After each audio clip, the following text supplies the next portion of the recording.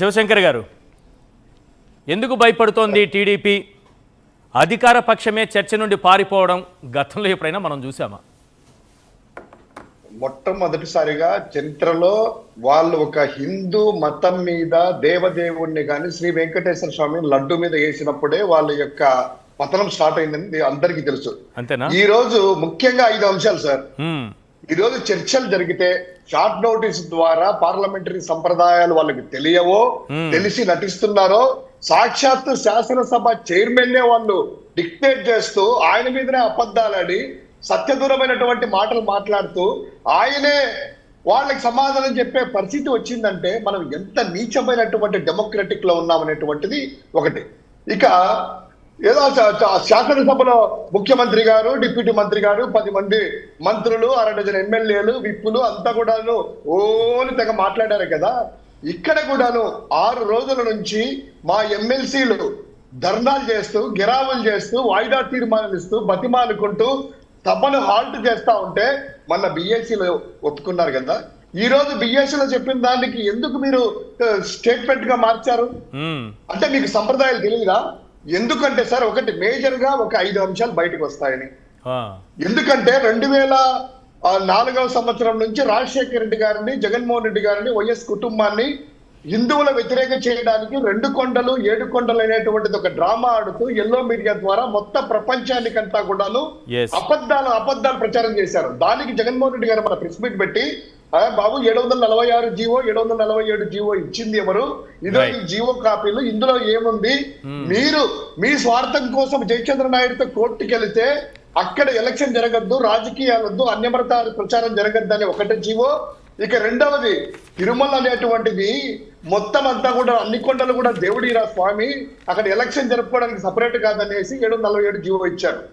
అది బయటికి పొక్కకుండా అణిగి తొక్కుతూ మీ యొక్క మీడియా చేతిలో ఉంది కదా చేశారు కదా.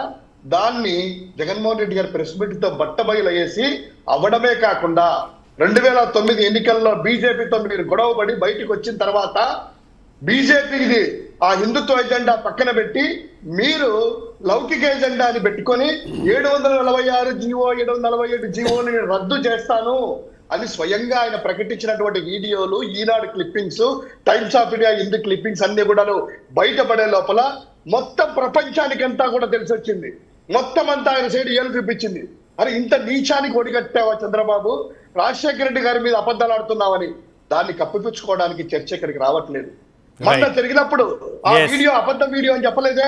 ఆ ఈనాడు పత్రిక వచ్చింది అవాస్తవము, రామోజీరావు ఆ రోజు ఈ రోజు వాళ్ళ అబ్బాయిని అరెస్ట్ చేస్తాము, నోటీసులు ఇస్తామని ఎందుకు చెప్పలేదు మీరు అబద్ధాలు అయితే?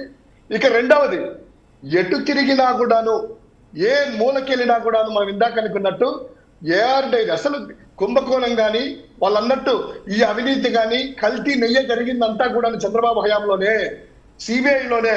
వాళ్ళు అన్నట్టు 35వ పేజీ నెంబర్ కావచ్చు, 64వ పేజీ నెంబర్ కావచ్చు, క్లియర్ కట్ గా 4 ట్యాంకర్లు రిజెక్ట్ చేసిన ట్యాంకర్లు సప్లై అయ్యింది చంద్రబాబు ముఖ్యమంత్రిగా ఉన్నప్పుడు, రిజెక్ట్ చేసింది చంద్రబాబు ముఖ్యమంత్రిగా ఉన్నప్పుడు, అవి బయటికి పంపించింది ముఖ్యమంత్రి చంద్రబాబు ఉన్నప్పుడు, వాటిని తిరిగి వాటిని శ్రీకాళహస్తి దగ్గర రాఘవేంద్ర కృష్ణ నుంచి తీసుకొని వచ్చేసేసి వాటిని నెయ్యలో వాడింది కూడాను చంద్రబాబు హయాంలోనే.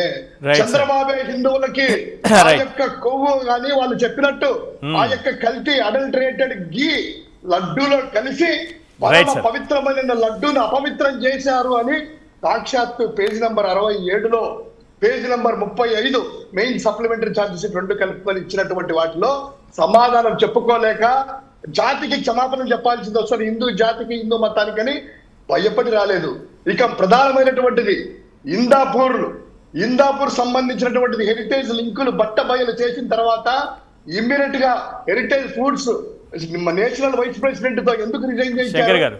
రాత్రి ఎందుకు రిజైన్ చేయించారు? Right sir.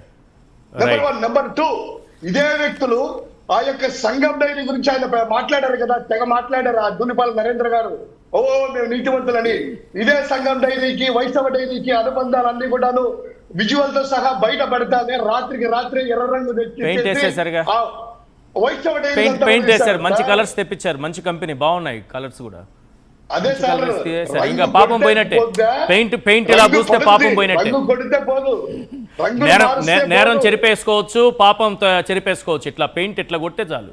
ఇట్లాంటి ఇవన్నీ కూడాను ప్రతి అంశం కూడా 5-6 Right. అంశాలు బయటకు వచ్చి చంద్రబాబు నాయుడు Yes. హెరిటేజ్ సంఘం డైరీ అదే విధంగా ఈ యొక్క కూటమి ప్రభుత్వ పాలకులందరూ కూడాను వాళ్ళు ముద్దాయిలు అవుతారని చెప్పి ఏళ్ళందరూ కూడా వాళ్ళ సైడ్ చూపిస్తున్నాయి కాబట్టి ఈ చర్చ జరగకోకుండా ఏదో శాసనసభలో మాదే ఉంది కదా మంది బలం ఉంది కదా అని చెప్పి ఎటు నా టీవీలు ఉన్నాయి నా స్పీకరు నేను చెప్పింది వేదం కదా అని చెప్పి ఏకదాటిగా నిందల మీద శివశంకర్ గారు నిందలు ఒక నిమిషం. Yes please. అరుణ్ కుమార్ గారు కన్క్లూడ్ చేయండి సార్. ఒక విషయం ఏంటంటే ఈ అంశానికి చంద్రబాబు నాయుడు గారు ఫుల్ స్టాప్ పెడతారా? అంటే మండలి సమావేశాలు ఈ అసెంబ్లీ సమావేశాల తర్వాత అయినా, లేదా దీన్ని ఇలాగే వచ్చే ఎన్నికల వరకు లాక్కెళ్తారా? ఏమనిపిస్తుంది? ఈ అంశానికి ఈశ్వర్ గారు పులి స్టాప్ పెట్టవలసింది చంద్రబాబు నాయుడు గారేనండి, ఎవరూ కాదు. ఎందుకంటే ఆరోపణలు చేసింది చంద్రబాబు నాయుడు గారు.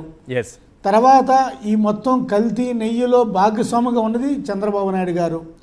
ఇప్పటికన్నా సరే చంద్రబాబు నాయుడు గారు చెప్పవలసింది ఏంటంటే, ఆ దేవదేవుడి మీద నేను నా రాజకీయ ప్రయోజనాల కోసం స్వామివారిని నేను వాడుకున్నాను, స్వామివారి పేరు తీసుకొచ్చాను కాబట్టి స్వామివారి భక్తుల మనోభావాలని నేను దెబ్బకొట్టాను, సో వాళ్ళందరూ కూడా నన్ను క్షమించండి, స్వామివారి పేరు తేను అని చెప్పి ఈ ఏదైతే హెరిటేజు, ఇందాపూరు, వైష్ణవి, సంగమము, లేకపోతే ఏఆర్ ఎన్ని ఉన్నాయో వాటి మీద న్యాయ విచారణ చేయమని చెప్పి 2 మాటలు చంద్రబాబు నాయుడు గారి నోట్లోంచి వస్తే మొత్తం అన్నిటికీ కూడా పులి స్టాప్ అండి. ఇది పెద్ద విషయం కాదు.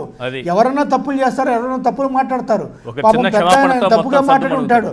తప్పుగా మాట్లాడినప్పుడు ఆయనకి తెలుసు తప్పు మాట్లాడానని. కానీ ఎందుకు ఇప్పుడు అనవసరంగా తప్పు మాట్లాడటం వల్ల చూసారా దేవుడు హెరిటేజ్ షేర్ల మీద దెబ్బ కొట్టడం, తర్వాత వాళ్ళు ఇప్పుడు అన్ని కారణాలు ఎత్తుకుంటున్నారు, ఎలా సపోర్ట్ చేయాలి, ఎలా సపోర్ట్ చేసుకోవాలని. కానీ ఏ కారణం కూడా దొరకట్లేదు వాళ్ళకి. ఏదైనా సరే దీనికి పులి స్టాప్ పెట్టవలసింది చంద్రబాబు నాయుడు గారే. చంద్రబాబు నాయుడు గారు వెంకటేశ్వర స్వామి భక్తులందరికీ కూడా క్షమాపణలు చెప్పాలి, అదేవిధంగా హెరిటేజ్ మీద న్యాయ విచారణ జరిపించాలి. ఈ 2 వైఎస్ఆర్ కాంగ్రెస్ పార్టీ తరపు నుంచి డిమాండ్స్ అండి.